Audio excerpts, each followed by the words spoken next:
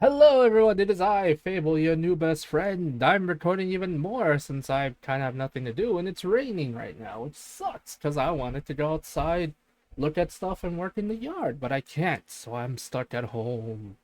Ooh, cries. Anyway, hello guys. You guys seem to like this stuff. I know I'm posting videos one day at a time. I hope you don't mind. You want me to post 2 videos a day? Let me know. Anyway, we're going to be reacting to even more Trench Crusade because apparently people like that. I don't know why. Here is the Red Brigade of New Antioch. Lore and miniatures. Ooh, we can see some miniatures. Let's check this out. The famed Red Brigade of New Antioch is made up of volunteers who have already paid a great spiritual cost in the war against Inferno. Oh no, what Every happened? member of the Red Brigade has lost someone close to them in the battles of the Great War, Oh and is man, driven forward by the pain of that loss, I'm so their sorry. hatred of the heretics and demons, and their tremendous and unbreakable faith in the militant Christ the Lion. The Red Brigade was founded by Saint Ernest, the sole survivor of the Second Battle of Acre.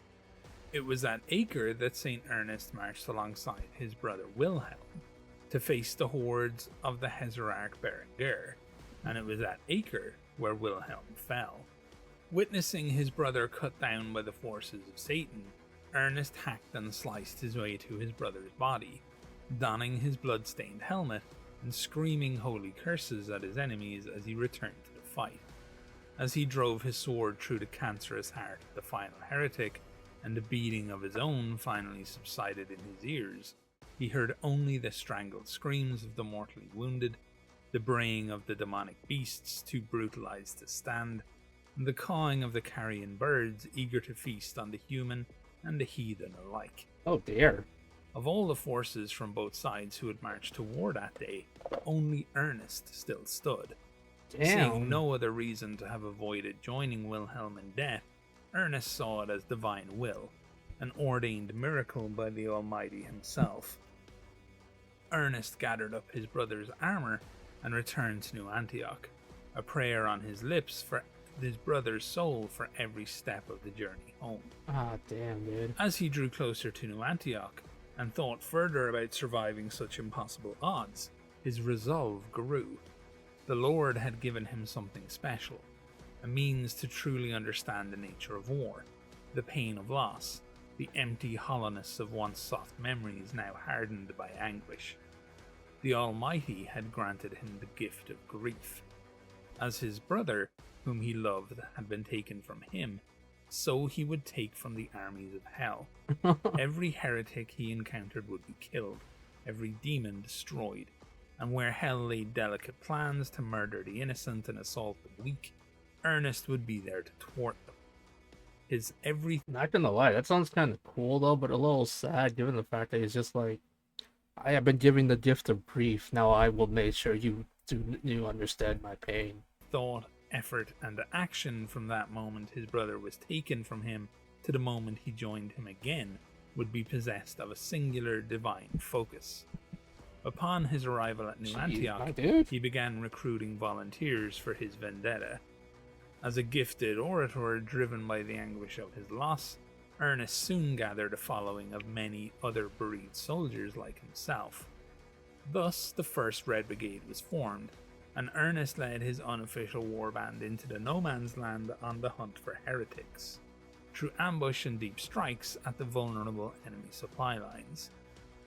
His blood-soaked warriors soon began to resemble their leader in appearance, which earned the unit its name.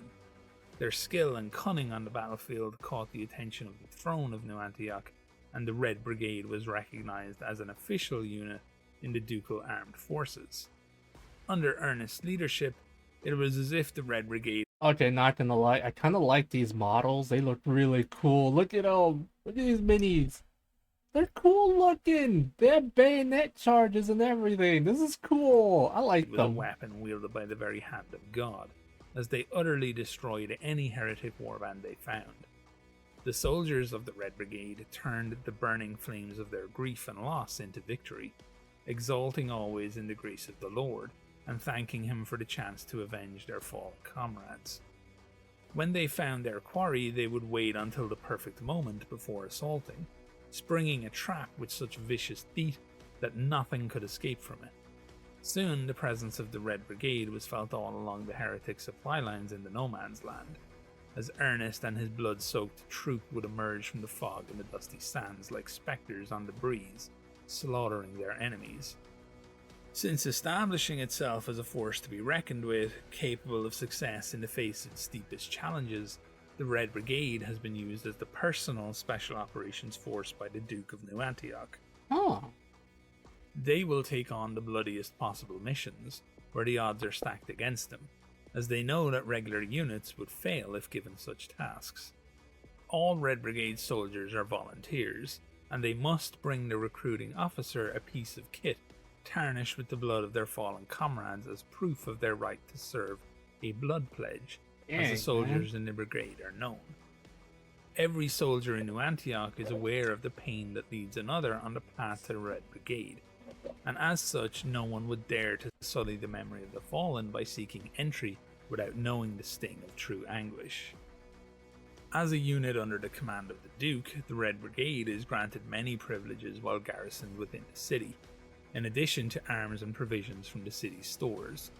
Their barracks are located at the Ducal Palace, and before the Red Brigade leaves for a mission, they dine at the table of the Duke and his closest officers, in a lavish banquet known as the Feast of the Dead Men. Due to their propensity for hunting high-value targets, the Red Brigade is supplied with warhounds from the kennels of the Duke. These Okay, look, seriously, look at them. They're so freaking cool looking. I love their armor. Also, no, the doggo. Please tell me the doggos stay safe in the war, but I'm pretty sure demons are mean. I'm gonna fight them. give solace and companionship to the troopers and have been trained to provide the soldiers with grenades in the heat of battle, when the Red Brigade strives to take heavily defended enemy strongpoints and trenches.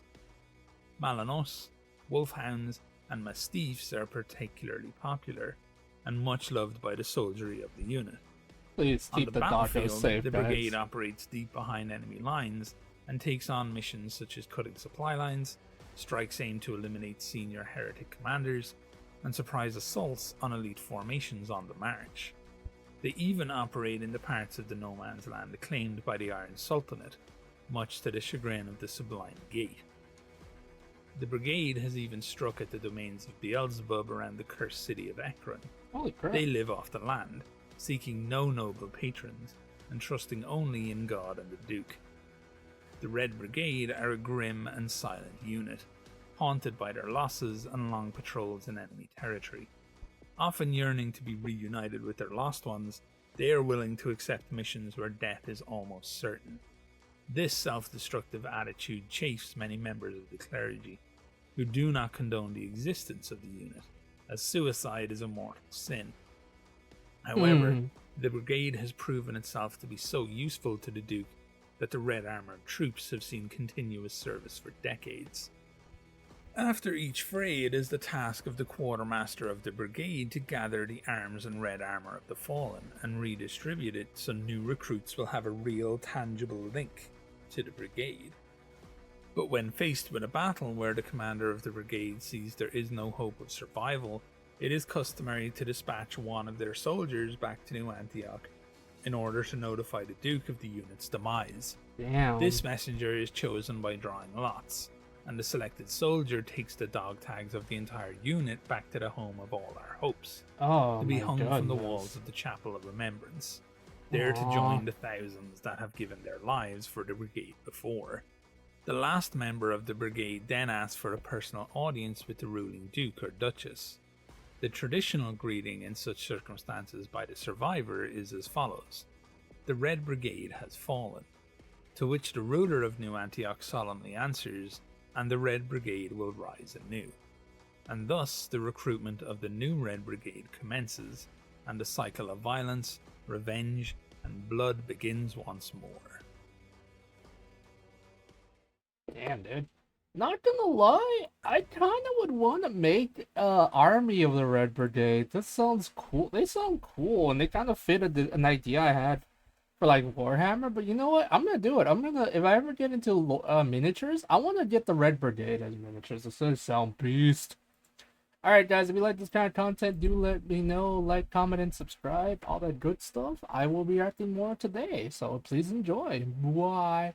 Also, if you want to donate, my Ko-Fi is up in the description. I could use all the help I can get, please, and thank you, guys. I'm kind of desperate right now. Bye.